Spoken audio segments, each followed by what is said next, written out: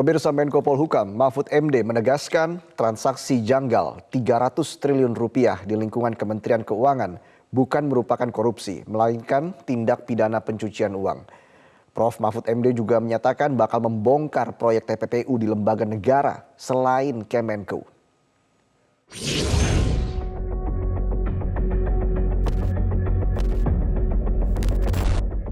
Kementerian Keuangan tengah menjadi sorotan usai laporan PPATK menyebut terjadi dugaan transaksi pencucian uang sebesar 300 triliun rupiah.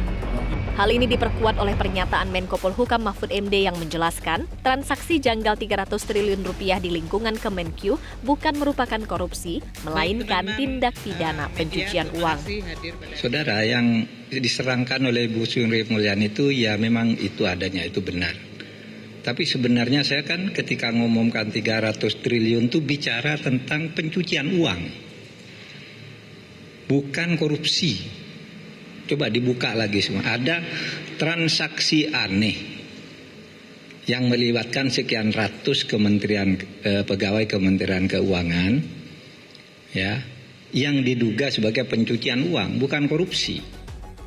Menteri Keuangan Sri Mulyani mengungkap ada 1.129 laporan dari PPATK perihal tindak pidana pencucian uang (TPPU) di dalam lingkungan Kementerian Keuangan. Ada 964 pegawai Kemenq yang diidentifikasi PPATK dan sudah ditindaklanjuti. Dari 1.129 laporan, ini pajak ya dengan PPATK, yang proaktif kita terima berjumlah 507. Hasil analisa yang dilakukan PPATK bersama kami, kita sudah merecover 7,08 triliun rupiah yang merupakan penerimaan negara pajak dan penggunaan informasi mengenai pencucian uang untuk kemudian kita ambil sebagai hak negara. Dalam kesempatan yang sama, Mahfud juga menyatakan bakal membongkar proyek TPPU di lembaga negara selain Kementerian Keuangan.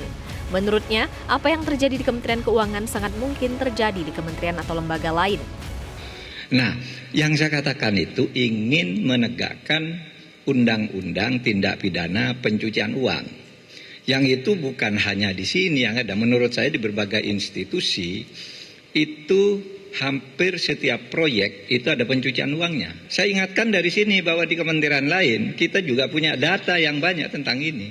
Jangan merasa Anda sudah wajar gitu, tapi ini ada semua.